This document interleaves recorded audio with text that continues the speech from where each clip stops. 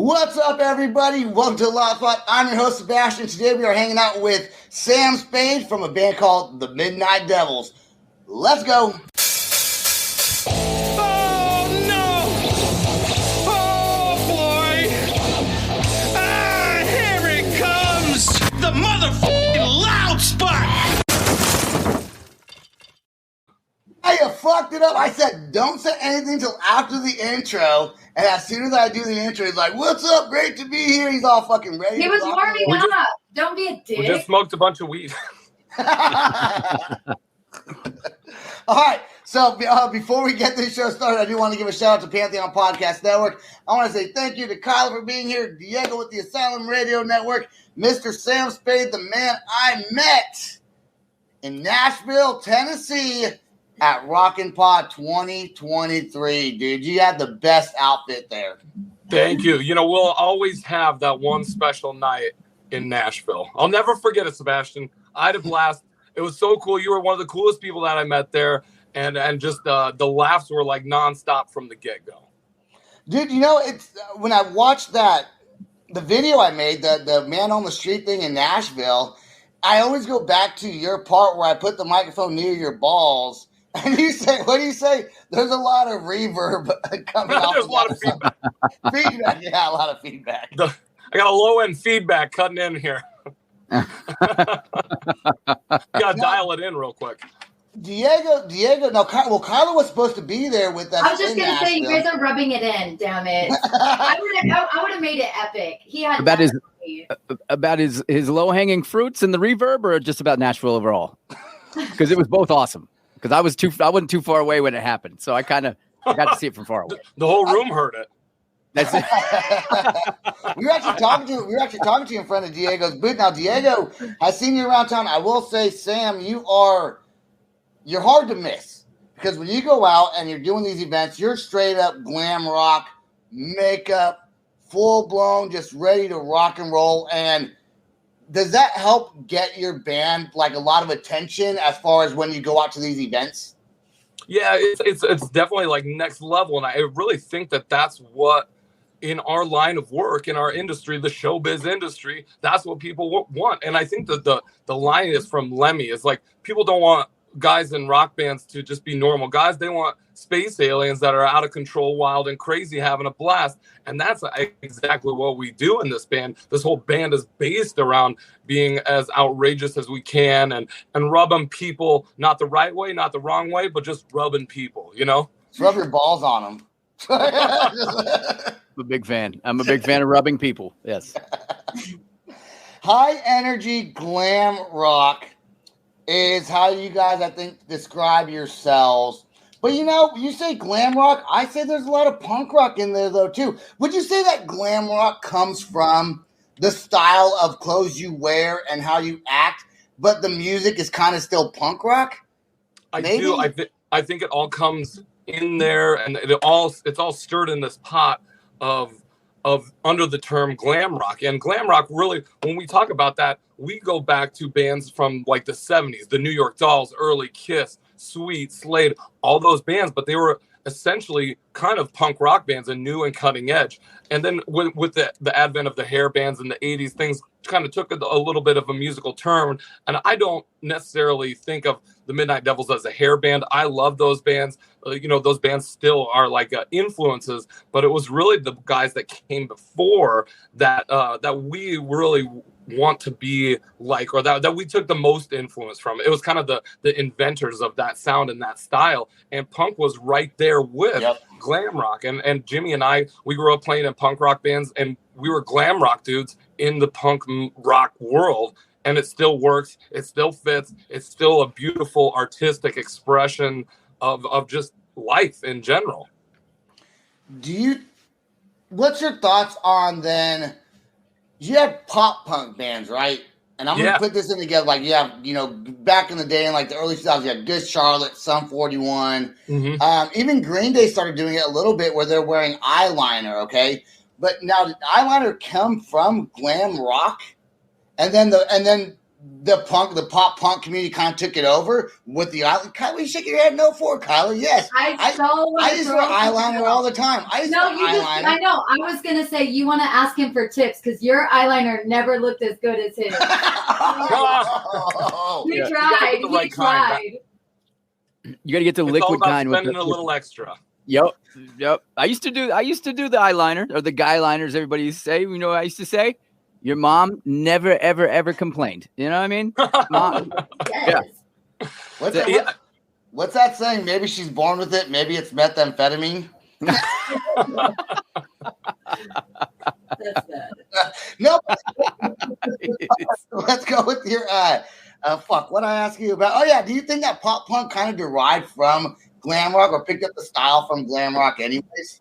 I absolutely do. I think it was a part of what was coming out was these popular songs, and to make it more, I don't know if commercially successful or accessible, or I don't know what it was, but I think pop punk.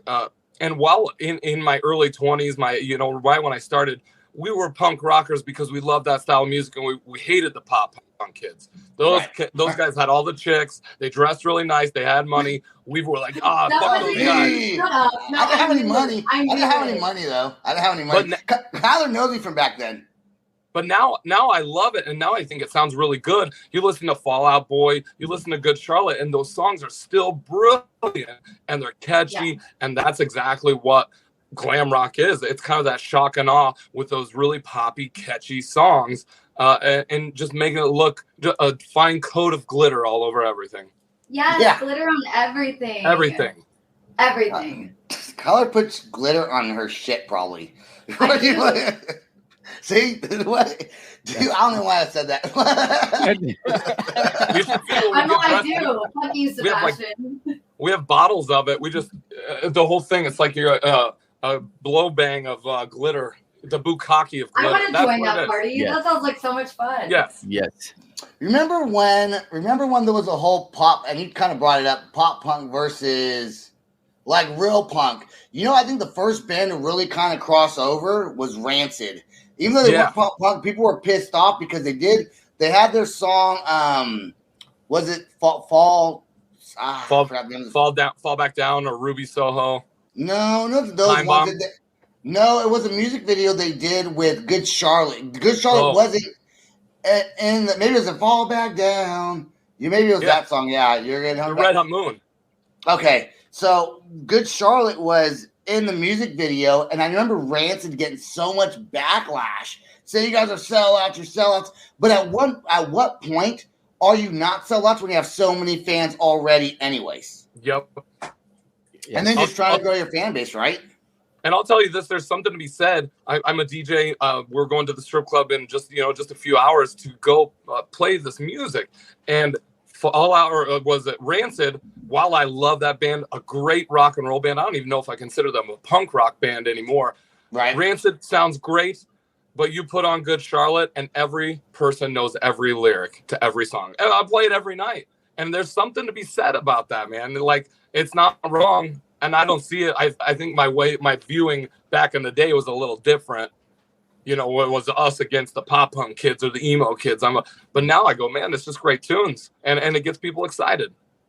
Dude, it changes as you get older. I was always I like pop punk, but I like regular punk also. But I was kind of a more metal guy growing up. I was just a poser, dude. To be honest, I just like the style and to flirt with women. So I wore the eyeliner. I used to have hair, and I'd have a mohawk.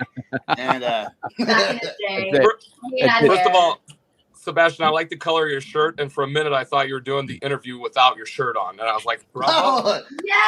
The shirtless interview. Beautiful. No. So at the uncomfortable. If I was like ripped, and I had muscles. Oh, you know what? You couldn't wear. Did you have to wear pasties? I didn't. In Nashville. No. You didn't have to, but you weren't allowed to take your fishnet off either, right? Nobody said anything.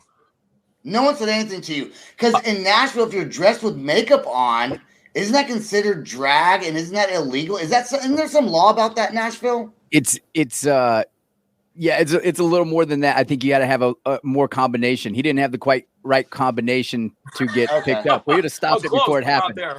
Yeah, close, but not there. Yeah, that's but it is. That's a thing. That's a thing here in Nashville. All of Tennessee, actually, not just Nashville. It's all of Tennessee. Way to stand up. Kyla, you're wearing pasties right now. Yeah. Do you wear those on a regular basis? Do you wear those on a regular basis? Yeah, because I don't like to wear clothes, so just paste them up. It's hot.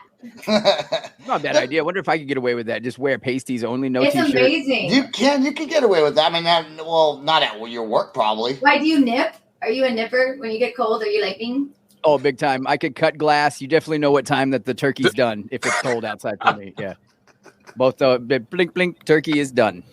That's it. That's good to know. That's it. Now you know. I'm glad we know. I'm glad we all hear this I'm moment. always going to remember that. I know what I'm going to get you in your stocking. That's it. See, Sam, this is what you get when you get on a real episode of the Loud Spot instead of just a man on the street thing. What is your favorite song to play at? We're gonna talk about your band here in a second. That's what you're here for. Sure. We're gonna play your song also, but I do got to ask you, since you are a DJ at a strip club, has your music changed as far as what you like besides just pop punk?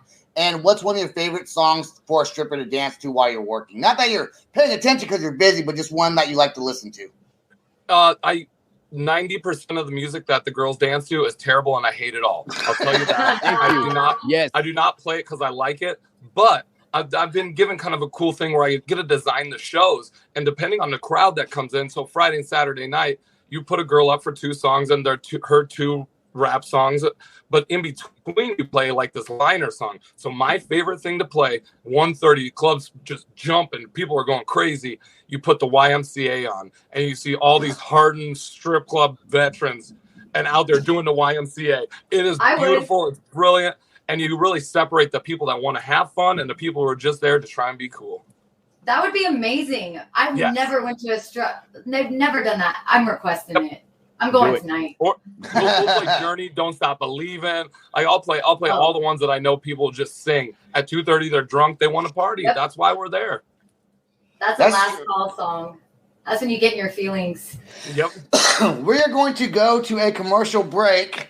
And when we come back, we are going to listen to the song Highway 69. And we're going to talk to Sam about some of the tours he's done, what's just come out, and what's to come with the band, the Midnight Devils. So we'll be right back after this break. All right, and we are back with Sam Spade from the band, the Midnight Devils, Kyler, and Diego from the Asylum Radio Network. Still with us. We are going to play the song Highway 69. But first, I got to ask Mr. Sam Spade, which is a cool name, by the way, that you go by here. Give us a little bit of detail about the song before we play it. Highway 69 was a song that we put together for this our current record that we're just finishing up the tour cycle. It's been about 1.5 years. We released the record almost a year from now, but we had been touring on it prior. This song came about, we were on the road with I believe the Choir Boys. Weird enough, I'm wearing the shirt. Strange. Right on. Shameless plug for those guys. It was our first big tour. And we're like, oh man, we're on the road with our heroes. This is amazing. Like, I watched these guys when I was 16 on like the Monsters of Rock playing at Donington on a VHS, and now we're hanging out with them. We go all the way down to Corpus Christi, Texas, and we'll play the show, and we got an overnight drive back to Oklahoma City, just something crazy. And we're on the road, and this cop pulls us over, and I'm like, oh man. So we got makeup smeared all the way down our face. Everybody's having a good time. This cop pulls us over. I'm like, this is it, man. We're done. It's over. The tour's done. Career's ended. And he comes up to the thing. He's like, are you guys like rodeo clowns or what's going on here? You know, like, I'm like, we're going to get busted in Texas. It's a no-brainer. A drummer shoving stuff up his butt in the back. Like the whole thing. See, it's happening. The whole thing. And it happens that we were on Highway 69 and the cop let us go. He goes, you guys were just swerving. And I goes, the wind. I was driving the bus at the time. It was just the wind was blowing me all over the place. And he let us go. He didn't do anything. And I'm like, man, we just narrowly kind of escaped what could have been a terrible, terrible night stuck in Texas. And we wrote that song, Highway 69, kind of from that experience.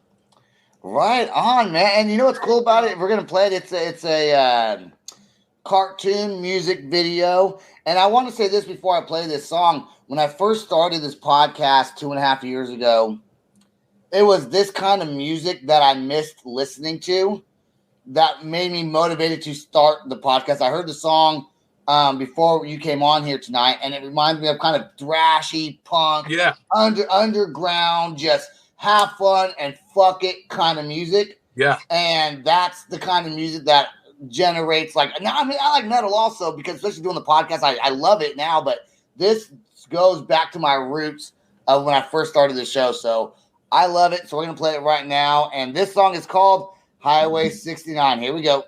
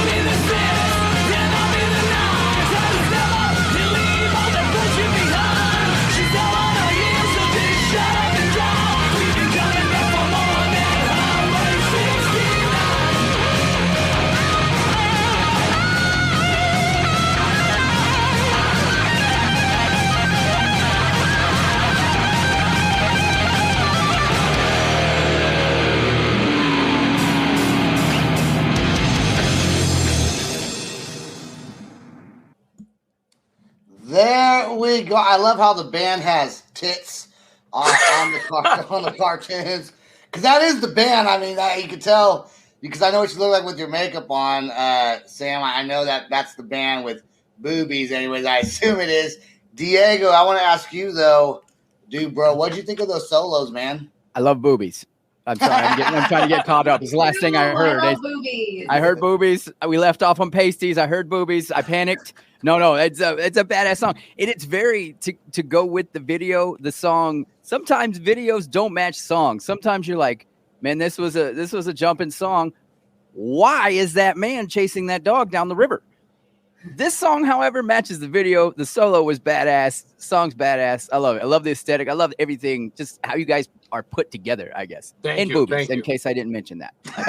Thank you. That was the whole idea. The whole idea was, I go, man, with these characters, we can really do whatever we want. And we were such a big fan of great images in bands, you know, like the Misfits and stuff like that. Were so good at creating an image and really going with that. I go, well, with this, we can do whatever we want. Let's turn ourselves into super smoking hot chicks. And nobody's going to question it. I mean, we can do whatever we want, and we can write the story and create these characters and just make it look really cool. So people are like, I get it. I understand. I don't know why you guys turned into chicks, but I like it. No questions asked. I wasn't complaining about cartoon titties. It's fine. It's not my thing, but I wasn't going to complain about it either. You know, I'm taking that as a compliment. You're complimenting my personal cartoon titties. So thanks. Hey, did you draw that? Oh wait, your cartoon character? But who drew that? Did you draw that also, or no? No. I wrote the video. I wrote the script, and we have an amazing art designer. Her name's Livy, and she kind of gets behind all of this and really puts her spin and makes something really cool out of the ideas I give her. That's awesome, man. All right, let's talk about the Midnight Devils a little bit. You guys have played from coast to coast. Is that accurate here in the United States? Absolutely, yes. And you've done a European tour. We did our first one, yeah. We did 30 days from November to December, opening up for Enough's Enough in 10 different countries across Europe. It was our first time. It was my first time out of the country. Our first European shows, and it went so much better than I ever even anticipated. Putting it together was a nightmare, but now we know how to do it, and we're just like, man, that works so well. Let's keep doing this. Let's do this every year. And it's a brilliant. People love the music. Europe's a whole nother level. Yeah. So when you go to do a European tour, I would assume you either got to save up money for it, or you hope to make your money back while you're on tour. Because that's expensive. Did you have to fly all your equipment out there, or did you just buy new equipment down there, or what? All you do is you fly with your guitars and your merchandise and your clothes, and you hook up with other bands, or we'll line up backline and travel with people local to the area, and they'll just drive us around, and we'll kind of share backline and make it work on a budget. So there's no gear transport. You just kind of go with what you have and hope for the best. I bet you guys put on such a good show that you sell out of merch. In my head, you guys are I would buy the merch.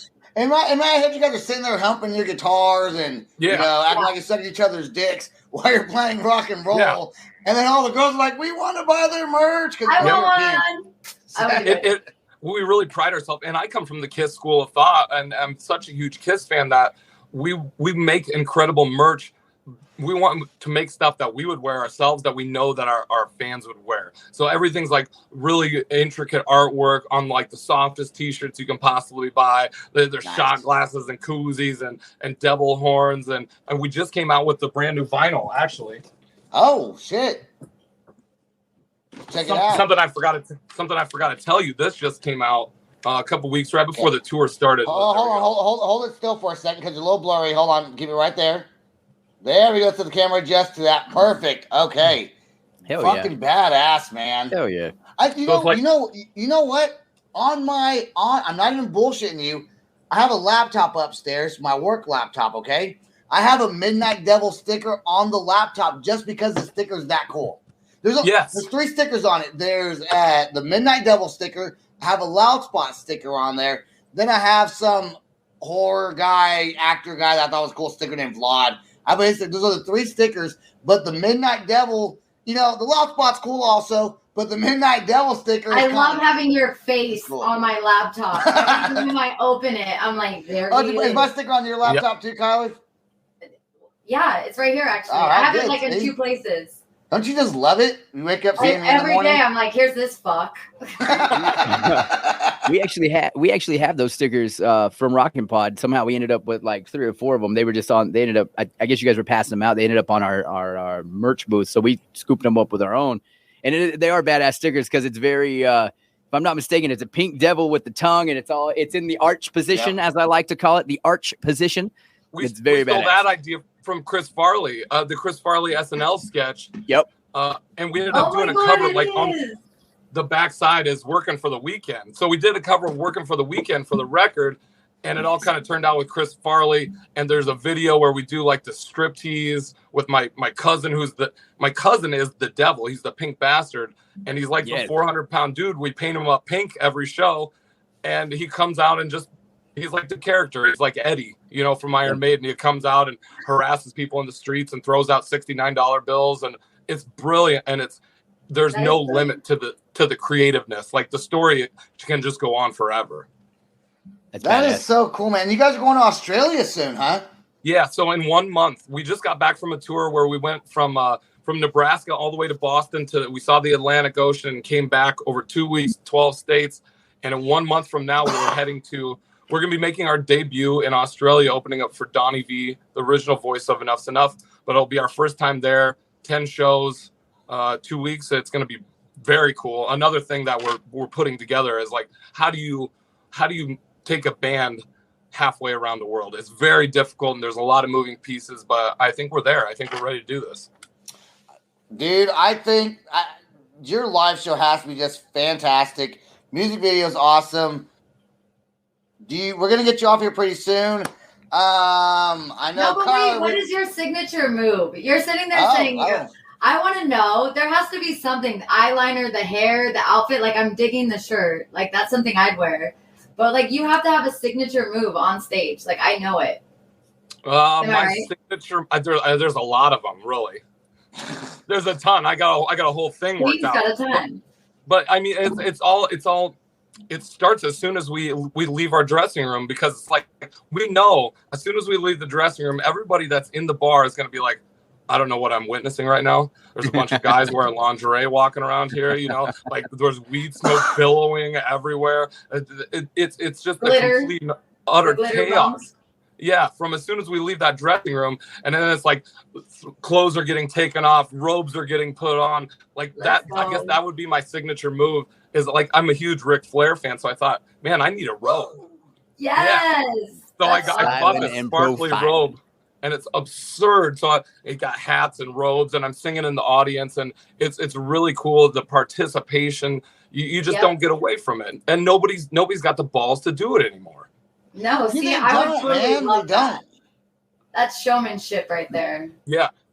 Nobody's putting on. Go ahead. I said nobody's putting on pink lipstick and traveling the country, traveling around the world, and just doing it. The shit that we get from everybody. All these guys are this and this and this. I don't even care. The proof's already there. We've already traveled. We've already seen it. Dude, you know what? When I just wear eyeliner and sometimes I wear mascara, I'm telling you, guys would hate me, but their girlfriends would love me. And I wasn't trying to impress them. I was trying to impress their chicks. So and it worked. I see. It worked. It did. Yeah. It did. Truth. Yes. And everybody stays. It's like watching a car crash. Everybody stays because they go, oh, I got to see what's going to happen. This is either going to be really good or really bad, But inevitably, it's always really good. That's awesome. Do you have a favorite makeup brand that you wear? Oh, yeah, sure. So the white makeup that we wear it's just called Clown White, right? And you buy it in a tub, and it's probably this big, that thick, and I'm telling you, we bought a tub and we all kind of used this, and it lasted for like 3 years. This tub of Clown White. You just take like $2 and you're like, okay, I'm putting on the Clown White. Yep. Every night though. And I'm like, this tub has never ended. Took it all over Europe. This Clown White. That's what it is. That's awesome, man. Well, hey, your makeup looks great.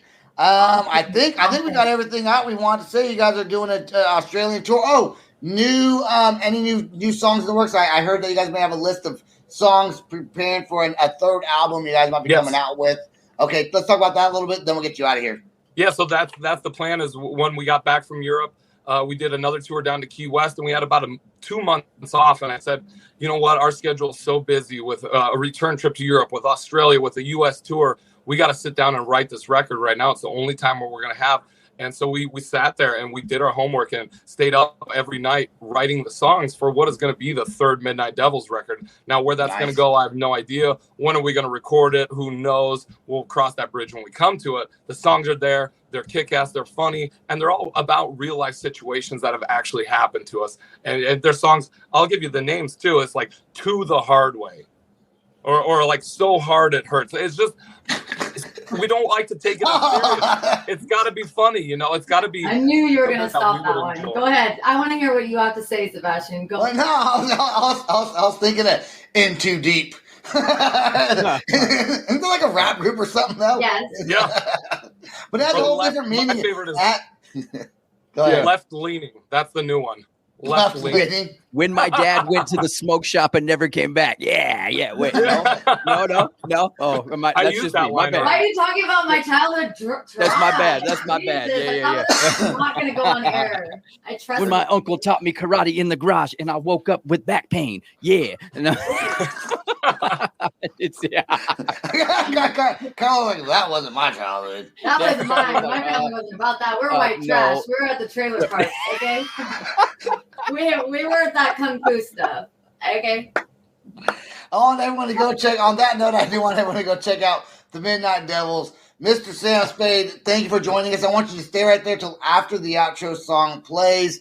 If you will, please. I want to thank all of our listeners. Kyler, thank you. Diego, thank you. Sam, of course, thank you again. Sam could not make the show tonight. He's out on the road with bad Wi-Fi. Pantheon Podcast Network. If you're still watching this, I forgot to mention earlier, subscribe to our YouTube channel, hit the notification button, and check out the Midnight Devils. That's all the time we got. Peace out, rock on, much love, and Sam, stay right there. This is the Loud Spot outro by Nothing Short of Tragic.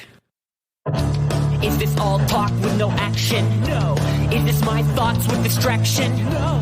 Is this what I bought that's in fashion? Or is this the Loud Spot with Sebastian? Yes. Does Nothing Short of Tragic have us back again? Yes. Does everything that's good really have to end? Yes. Our pimp host has to pimp show, so to get more episodes, make an order, this is over.